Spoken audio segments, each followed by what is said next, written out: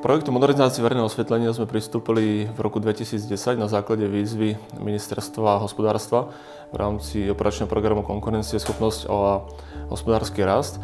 K samotnej realizácii sme pristúpili však až v roku 2014.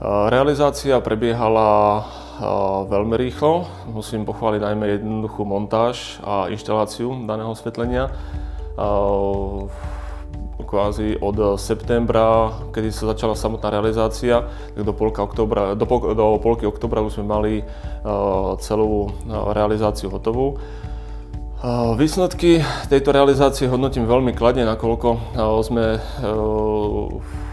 dostali modernú technológiu, ktorá nám obec vysvietila veľmi plynulo. Svetelný tok z daných svetidiel je neporovnateľne vyšší ako pôvodný svetidiel.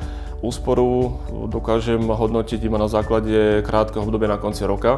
Hĺbšie môžeme túto tému alebo tieto prostriedky rozbrať až na konci roku 2015, no už podľa prvých meraní je tá úspora veľmi vysoká. Reakcia či už obyvateľov obce alebo širšej verejnosti je veľmi dobrá.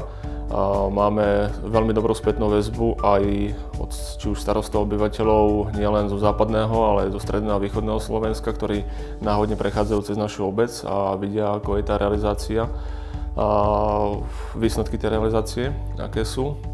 Čiže pri započítaní aj prostriedkov, ktoré naša obec použila ako spolufinancovanie k prostriedkom z európskych fondov, ktoré boli vo výške 5%, tak vďaka tomu môžem hovoriť o návratnosti investície v otázkach alebo v časovom horizonte niekoľkých mesiacov, čo je pre nás veľmi pozitívne, nakoľko tá úspora je tam veľmi vysoká a prostriedky našho spolufinancovania boli dosť nízke.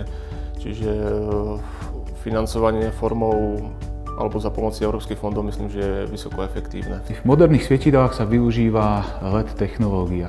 Prečo práve zrovna táto technológia je veľakrát diskutovaná? Je to z toho dôvodu, že práve táto technológia má najvyššiu účinnosť a teda dosahujú sa najväčšie úspory.